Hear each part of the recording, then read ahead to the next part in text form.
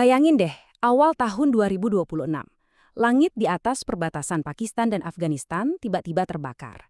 Dua negara tetangga yang tadinya terikat sejarah dan keyakinan, sekarang malah terkunci dalam konflik yang brutal. Serangan udara mengguncang ibu kota, artileri menghantam perbatasan. Nah, dalam pembahasan kali ini, kita akan coba bedah bareng gimana krisis yang udah lama jadi bara ini akhirnya meledak jadi perang terbuka. Kita mulai dengan kutipan yang jujur aja, bikin merinding. Pernyataan ini langsung nunjukin kalau pertaruhannya tinggi banget, dan perangnya ini nggak biasa. Ini bukan sekedar perang konvensional loh, ini adalah bentrokan antara kekuatan militer modern melawan tekad gerilya yang udah teruji puluhan tahun di medan perang. Dan inilah puncaknya. Februari 2026, Pakistan secara resmi menyatakan perang terbuka. Langit Kabul bukan lagi dihiasi kembang api, tapi ledakan. Pertanyaan besarnya kan, gimana ceritanya dua negara dengan hubungan yang super rumit ini bisa sampai ke titik api? Oke, kita masuk ke bagian pertama, perang di atas Kabul. Kita mulai langsung dari titik didihnya, yaitu saat serangan udara Pakistan mengguncang ibu kota Afghanistan. Ini jadi penanda fase baru yang jauh lebih berbahaya dari konflik yang selama ini cuma jadi bara dalam sekam. Semuanya terjadi begitu cepat loh. Pakistan meluncurkan Operasi Ghazaplil, sebuah kampanye udara besar-besaran yang targetnya bukan cuma wilayah perbatasan, tapi juga kota-kota besar kayak Kabul dan Kandahar. Taliban jelas nggak tinggal diam, mereka langsung balas dengan artileri berat. Cuma dalam 4 hari, konflik ini langsung meningkat jadi perang skala penuh. Sekarang coba kita mundur sedikit deh. Kita perlu lihat gimana api ini bisa menyala. Soalnya ini bukan sesuatu yang terjadi dalam semalam. Ada serangkaian peristiwa yang mendorong kedua negara ini ke tepi jurang perang.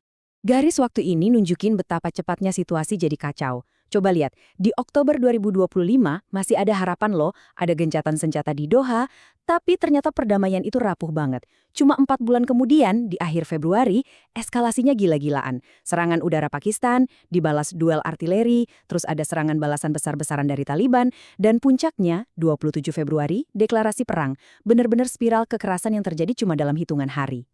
Jadi, ini dia titik baliknya. Momen paling krusial.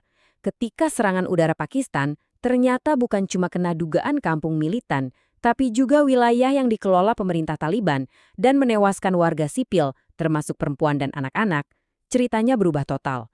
Bagi Afghanistan, ini bukan lagi operasi kontraterorisme. Ini serangan langsung terhadap kedaulatan negara mereka. Untuk benar-benar ngerti kenapa bisa sampai segininya, kita harus gali lebih dalam lagi ke akar masalah yang udah ada puluhan tahun. Isu-isu lama inilah yang sekarang jadi bensin buat perang yang baru. Jadi, ada 3 masalah klasik di sini. Pertama, frustrasinya Pakistan sama kelompok Tehrik-i-Taliban Pakistan atau TTP yang mereka yakini sembunyi di Afghanistan. Kedua, garis Duran. Ini soal perbatasan yang nggak pernah diakui secara resmi oleh pemerintah Afghanistan manapun dari dulu. Dan yang ketiga, yang lumayan baru, tuduhan Pakistan bahwa Afghanistan jadi proksi buat India. Ini nambahin satu lapisan geopolitik lagi ke krisis yang udah rumit ini. Oke, sekarang kita beralih ke perbandingan kekuatan militer kedua belah pihak. Kalau kita lihat di atas kertas, ini kelihatannya kayak pertarungan yang nggak seimbang sama sekali. Coba deh lihat angka-angka ini. Jomplang banget kan? Pakistan itu punya salah satu militer terbesar di dunia. Personel aktifnya lebih dari 600.000, angkatan udaranya modern dan canggih, dan jangan lupa mereka punya senjata nuklir. Di sisi lain, Taliban jumlah pejuangnya jauh lebih sedikit dan hampir nggak punya alat-alat militer modern. Perbedaannya itu, wow, mencolok banget. Tapi, tunggu dulu. Ini bukan cuma soal angka dan teknologi. Pakistan memang jago dalam perang konvensional.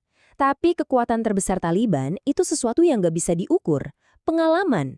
Mereka udah melawan Uni Soviet dan koalisi pimpinan Amerika selama puluhan tahun. Mereka itu ahlinya perang gerilya. Nah, ini yang bikin hasil konflik ini jadi sama sekali nggak bisa ditebak. Terus gimana selanjutnya? Nah, sementara peluru berterbangan di medan perang fisik, ada pertempuran lain yang nggak kalah pentingnya yang juga lagi berlangsung, yaitu perang untuk mengendalikan informasi. Ini membawa kita ke apa yang disebut perang informasi. Di zaman sekarang, setiap bom yang jatuh itu diiringi ratusan klaim dan bantahan di media sosial. Ini pertarungan sengit buat mengendalikan cerita, membentuk opini publik, dan menangin simpati, baik di dalam negeri maupun di mata dunia. Dan ini contoh nyatanya. Pakistan klaim udah menewaskan ratusan pejuang Taliban. Di sisi lain, Taliban klaim mereka menewaskan puluhan tentara Pakistan. Taliban juga ngaku udah nembak jatuh jet tempur yang langsung dibantah keras sama Islamabad. Jadi, mana yang benar? Susah banget buat tahu.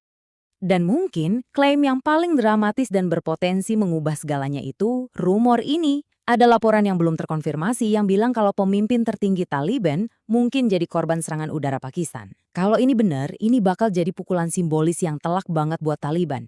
Dunia internasional gimana?